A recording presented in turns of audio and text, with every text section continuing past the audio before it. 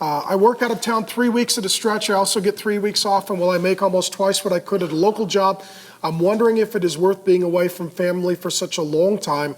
Although 3 weeks at home at a stretch is great, how should I decide, says Thomas.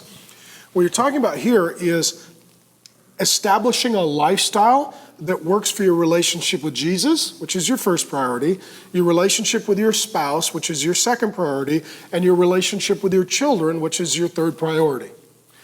And if the fourth priority, the vocation, sort of interrupts and disrupts all of those first three priorities, then it may be a good job that provides a good income, but not providing a healthy lifestyle.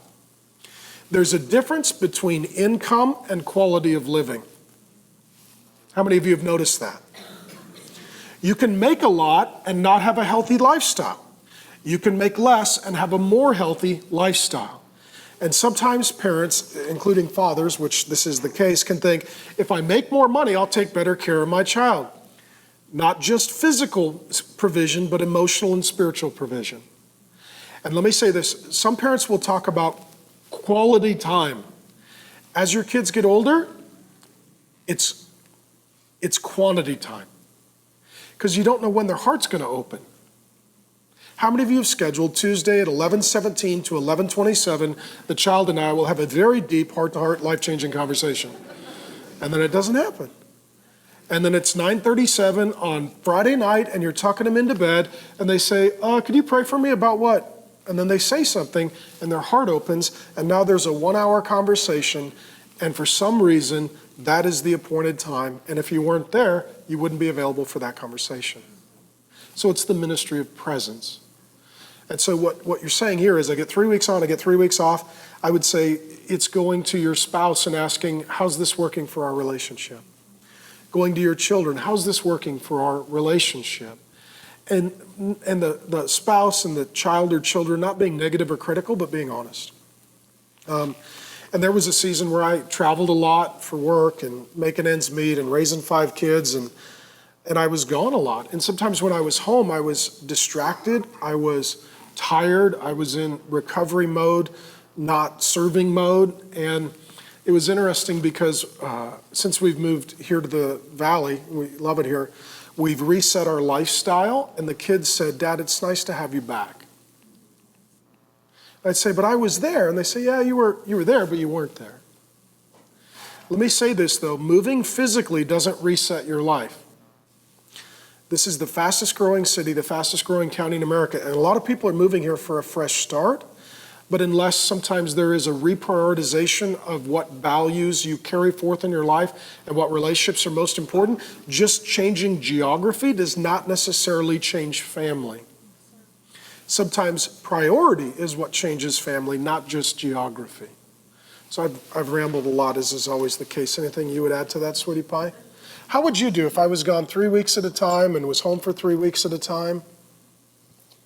Yeah, I mean, it just doesn't build what we're trying to build. So, I mean, we have a mission for our family and our relationship with each other and the Lord, and it just doesn't fit into that. And I think sometimes there's seasons of maybe paying off debt or trying to find another job where you have to just dig in and provide in this kind of way. But I think really looking long term and saying, how long are we willing to do this? Because it will start to divide the family. And oftentimes, I commend the dad for even, wanting to work hard and provide and all that. But oftentimes the family is thinking, I would rather have him home than have, a nice bicycle, or, it's just that relational investment is so important to the wife and kids, and a dad is needed in a family. And so yeah, I think we wouldn't do well. I mean, when you traveled a lot, it was hard, and having the little kids, and even though I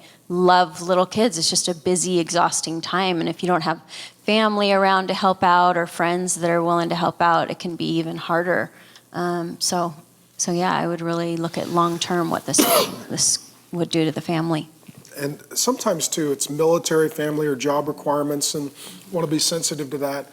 But I would just ask this couple to have an earnest conversation, and that is, are we starting to live two lives where 50% of the time we're single and 50% of the time we're married? And if it's 50% of the time you're single and 50% of the time you're married, here's what happens in marriage. God wants you to be one. If you set up a life where it's sort of parallel train tracks and we're trying to, kind of live separate lives but keep up, here's what happens. Okay? And if that's happening, you say, okay, how do we do this and get to one? And that would be the heartfelt conversation I would really have. And you men who are providers, and your wife is primary caregiver, and you're the breadwinner, you know the pressure of this. I get that as head of household with 5 kids and heading into college and all of that. But, I'm be careful how I say this. What Jesus says it this way. I'll just quote Jesus. When all else fails, quote Jesus. What does it profit a man to gain the whole world and lose his soul? What he's saying is, what does it matter if you get 100% on your outer life and 0% on your inner life? Okay? And it's that relational, spiritual, emotional investment in the child, children, spouse, that matters. And so we're always going to push toward relationship, healthy relationship, healthy relationship with God, with spouse, with children. And if you can do that with this sort of workflow, and technology allows FaceTiming or maybe intermittent travel or taking family members with you, maybe that works.